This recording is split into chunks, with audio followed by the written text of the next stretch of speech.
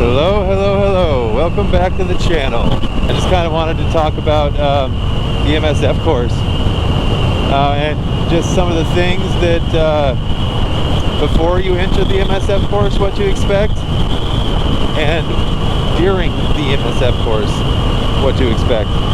I took my MSF course almost 3 years ago now, and it's the class you take to get your endorsement, and at least in Oregon anyways. I'm not sure about other states how all that works, but Oregon, they have a class called Team Oregon, which is essentially the same thing. It's the MSF course, but just labeled as Team Oregon. Anyway, so if you're in Oregon watching this video and you want to take the MSF course, just go to teamoregon.com or just Google search Team Oregon and sign yourself up. I think it's $220. That's going to be your entry fee, and that's going to be the way you save your spot in the course. You're going to want to get on it as soon as possible, especially to get an earlier seat so you're not in the rainy months while you're doing it, because they still hold the class during the rain. And if you're in the rainy months when you take your class, you're gonna ride the whole thing in the rain, and it's still gonna be cool and fun, right? But you're just gonna be wet the whole time. So yeah, first thing to expect, let me touch on that a little bit, is the entry fee for it, or the sign-up fee, or the fee for the class.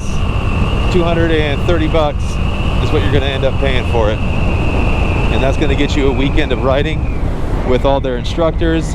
It's not going to be just like a one-on-one thing, obviously. You're going to have,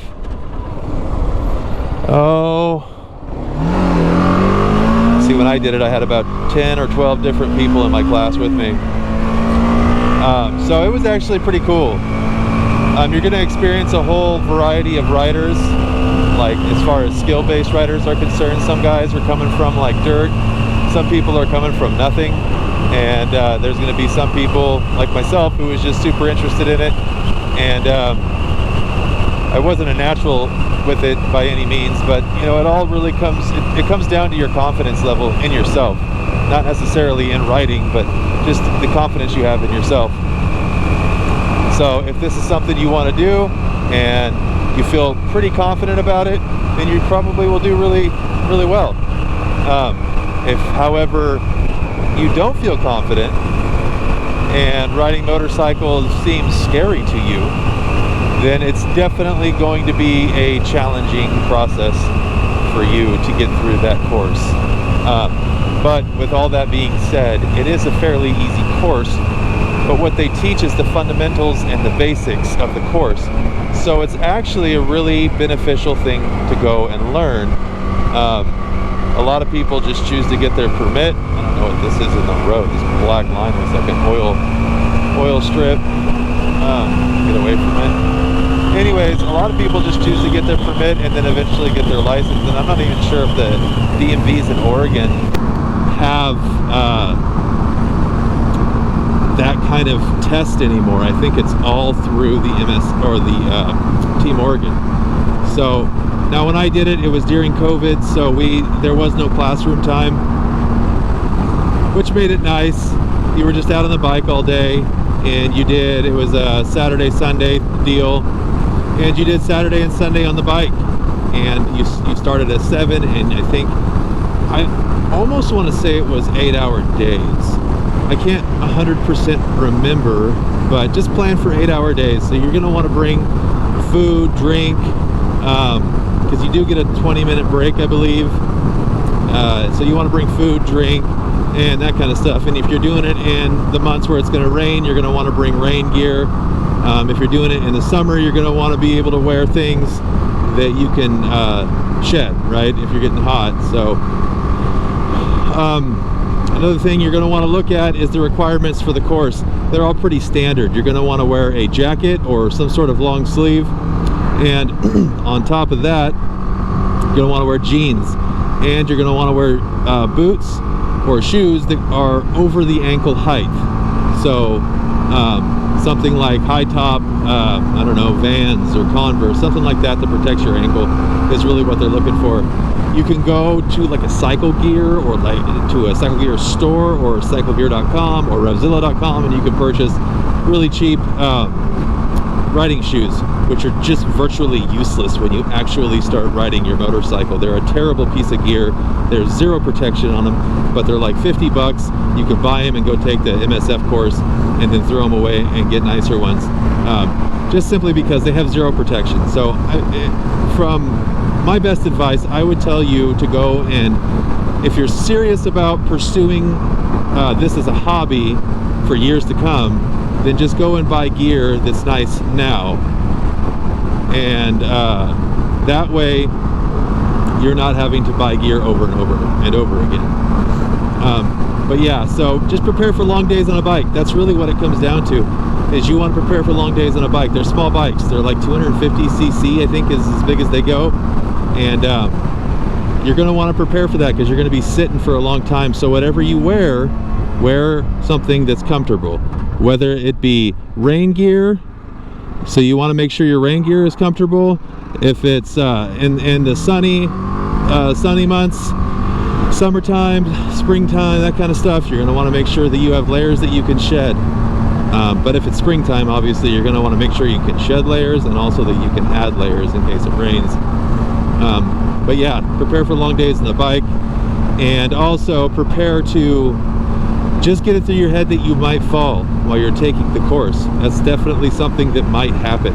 There was a few guys that lost control of their bikes during my Team Oregon course that did end up falling, but because they wore their jacket and their jeans and their boots or high top shoes, there was really no serious injuries that happened. Just maybe some hurt pride a little bit and some embarrassment that came from it. But just prepare that might happen. This is something brand new to you, and it's okay. Everybody falls, and it's going to be fine. Just pick the bike back up, get back on it, and continue the course.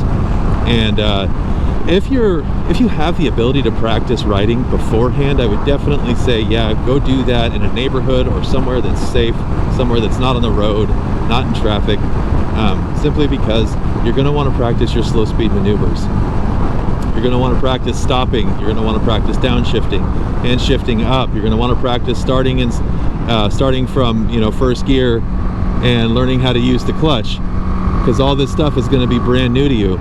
So you're definitely going to want to start learning how to do all of this kind of stuff preemptively before you take the course, and that's just so you can have an easier time in the course.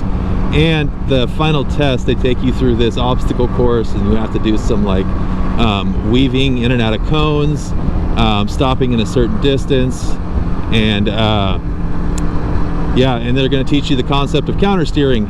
So if I were to push my handlebars on the left side of my handlebars forward, right, if I push left, I'm going to go left. If I push right, I'm going to go right. It's a counterintuitive thought, because you would think if I push left, I would inevitably go right, because it would appear that I'd be turning my handlebars to the right. But it's actually the exact opposite that happens. That does apply when you're going slower speeds, but when you're going anywhere between like 20 miles an hour, maybe even 15 miles an hour and up, you're going to experience the counter steering effect. So if you push left, you will go left. If you push right, you will go right. So get the hang of the bike if you have an opportunity to do so, because that's going to be very beneficial and in your best interest if you can do that. So yeah, just a quick recap. You're going to want to get your gear in order, get all that figured out. Make sure you have, your spot saved. Pay the 230 bucks, get your spot saved in the class, and then you're going to want to make sure and plan according as far as winter or rainy weather gear, rain gear or whatever, waterproof of some sort, a poncho, something. You're going to want to get that pre-planned and set all this kind of stuff aside. And then after that, after you get your endorsement and everything else, I would then just go start looking at bikes. I did the exact opposite. I started looking at bikes and then bought a bike before I even had my endorsement. And I don't know, I rode it around my neighborhood like a lot, and it kind of sucks because it just sits in the garage or wherever you store it, and you just have to you're forced to just look at it and anticipate the day you get to actually use it. But anyways, that's all for today, guys. I hope you enjoyed the video. I hope it was super informative for you, and I hope you guys were able to learn something out of it. And if you're about to take your MSF course or your Team Oregon course, I wish you the best of luck, and I hope you do well, and I hope you pass, and I hope to see you on the road.